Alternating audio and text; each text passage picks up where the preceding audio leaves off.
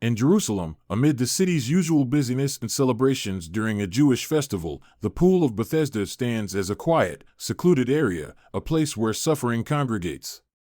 This pool is surrounded by 5 covered porches, sheltering those with various illnesses and disabilities.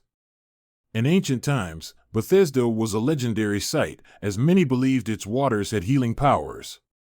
People would wait by the pool, hoping for a chance to be the first to enter after the water was stirred by an angel, which, according to tradition, brought healing to whoever entered first.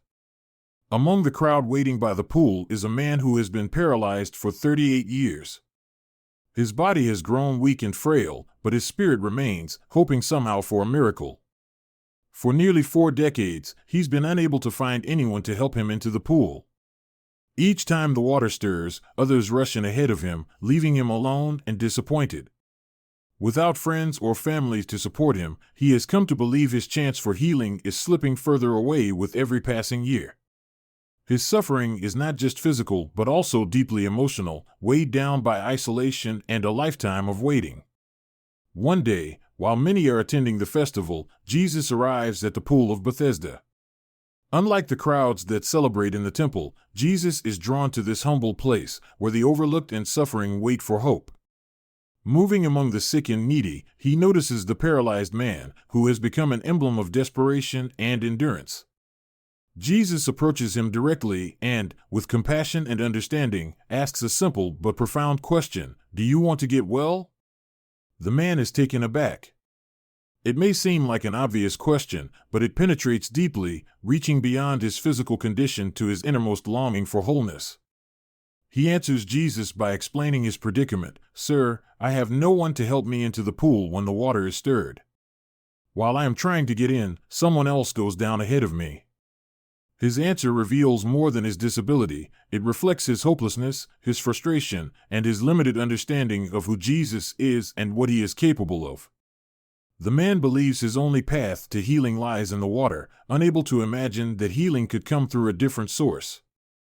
Then, with gentle authority, Jesus speaks words that transform the man's life: "Get up.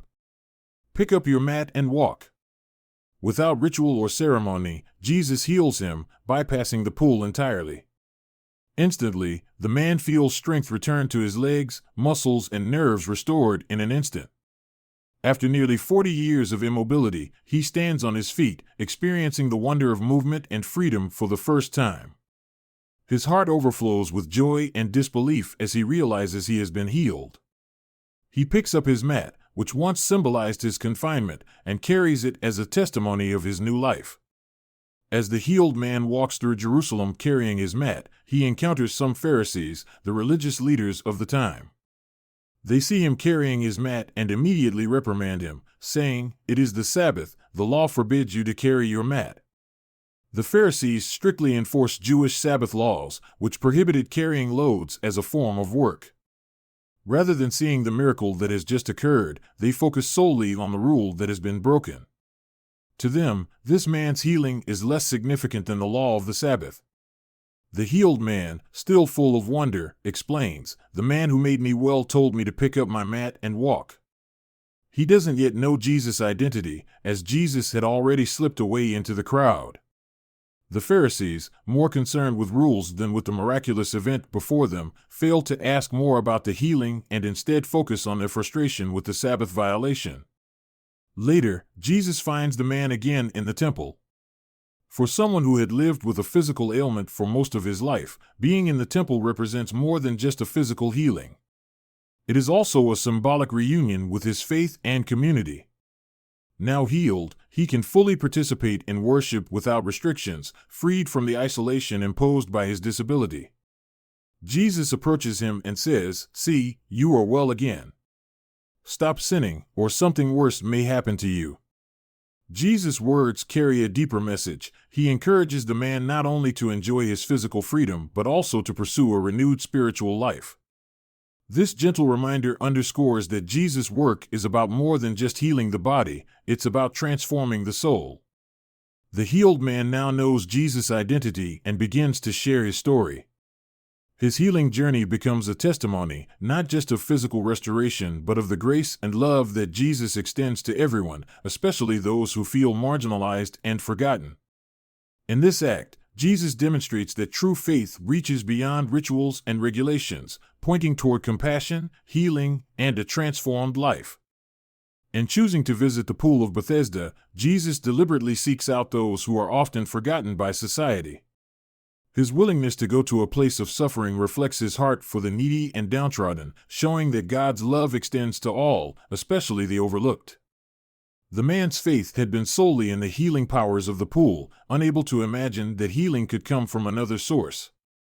Jesus reorients his hope, showing that God's power transcends all human limitations and expectations. The Pharisees' focus on Sabbath law reveals the danger of prioritizing rules over compassion. In healing on the Sabbath, Jesus illustrates that God's love and mercy take precedence over ritual, urging us to look beyond legalism to the heart of faith, which is love. The story doesn't end with physical healing. Jesus also calls the man to a transformed spiritual life. By telling him to stop sinning, Jesus invites him to live in a way that honors God, reminding us that true healing involves our whole being, mind, body, and soul. The healed man's story is a testament to grace, as he did nothing to earn this miracle.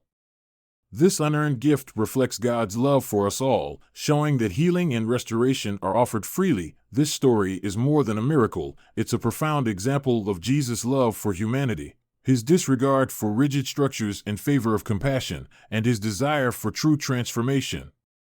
It challenges readers to consider where they place their faith and to recognize the boundless grace that Jesus offers to everyone, regardless of their past or present circumstances. If you enjoyed this story and want to hear more about Jesus' incredible miracles and acts of love, make sure to like this video and subscribe to our channel. By subscribing, you'll be notified every time we share a new story of hope, faith, and transformation. Each story reveals a unique aspect of Jesus' compassion and power, and we can't wait to explore these inspiring moments with you. Thank you for watching, and stay tuned for more stories of his miracles.